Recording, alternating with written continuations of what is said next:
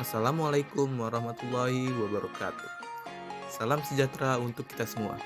Om Swastiastu, Namo Buddhaya, salam kebajikan, Tabi pun. Sebelum kita memulai kegiatan pembelajaran pada hari ini, marilah kita berdoa menurut agama dan kepercayaan masing-masing. Berdoa dimulai. Berdoa selesai. Halo, apa kabar semuanya? Semoga kita dalam keadaan sehat selalu. Hari ini kita akan membahas tentang KD 4.16 yang berjudul mengambil gambar dengan teknik blurring. Penyampaian indikator kompetensi dasar. Yang pertama, siswa dapat menjelaskan apa itu teknik blurring. Dan yang kedua, siswa dapat menjelaskan bagaimana cara melakukan pengambilan gambar dengan teknik blurring.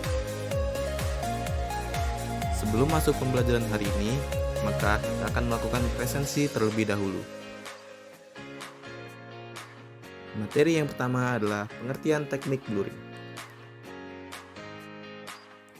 Teknik blurring ini digunakan untuk menciptakan fokus pada subjek utama dan mengaburkan latar belakang atau elemen yang tidak diinginkan dalam gambar. Biasa digunakan pada fotografi potret, fotografi makro, dan lain-lain untuk menciptakan efek visual yang menarik. Tujuan dari teknik blurring ada 4. Yang pertama, fokus pemirsa pada teknik blurring berguna untuk mengalihkan perhatian pemirsa agar fokus pada objek atau subjek yang ditekankan pada gambar. Yang kedua, menciptakan estetika untuk memperkuat nuansa romantis pada gambar. Yang ketiga, teknik blurring dapat membantu menghilangkan gangguan yang dapat mengganggu komposisi gambar. Yang keempat, blurring juga mampu menghasilkan gambar dengan kesan lembut dan mengurangi keketatan yang berlebihan. Bagaimana cara melakukan pengambilan gambar dengan teknik blurring? Pertama, pengaturan kedalaman bidik atau depth of field, menetapkan bukan lensa yang rendah. Misalnya, f-stop kecil seperti f1/8 atau f/2.8 akan menghasilkan kedalaman bidik yang terbatas, sehingga hanya subjek yang tertentu yang akan fokus, sementara latar belakang menjadi kabur. Kedua, pemilihan lensa juga penting untuk menghasilkan blurring yang maksimal. Yang ketiga, penggunaan filter blurring atau efek lembut untuk mencapai hasil yang diinginkan. Yang keempat, memastikan subjek utama berjarak cukup jauh dari latar belakang untuk menciptakan efek blurring yang alami. Yang kelima, pengeditan digital dengan perangkat lunak seperti Adobe Photoshop dapat digunakan untuk mengatur tingkat blurring agar lebih presisi. Jenis-jenis teknik blurring. Yang pertama ada bokeh atau depth of field. Depth of field adalah istilah yang digunakan untuk menggambarkan seberapa besar area dalam gambar yang berada dalam fokus. Semakin kecil depth of field, semakin buram objek yang berada di luar fokus. Depth of field dapat diatur dengan penggunaan aperture lensa. Untuk menciptakan efek blurring dengan teknik depth of field dalam media pembelajaran, fotografer dapat menggunakan aperture yang kecil, seperti f/16 atau f/22. Dengan menggunakan aperture yang kecil, maka depth of field akan menjadi kecil, sehingga objek yang berada di luar fokus akan menjadi buram. Selanjutnya ada shutter speed. Shutter speed adalah istilah yang digunakan untuk menggambarkan berapa lama sensor kamera terbuka untuk menerima cahaya. Semakin lama shutter speed, semakin banyak cahaya yang akan diterima oleh sensor kamera, dan semakin buram objek yang akan terlihat.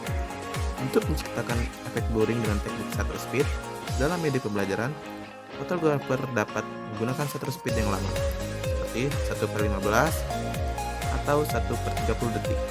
Dengan menggunakan shutter speed yang lama, maka objek yang bergerak akan menjadi buram.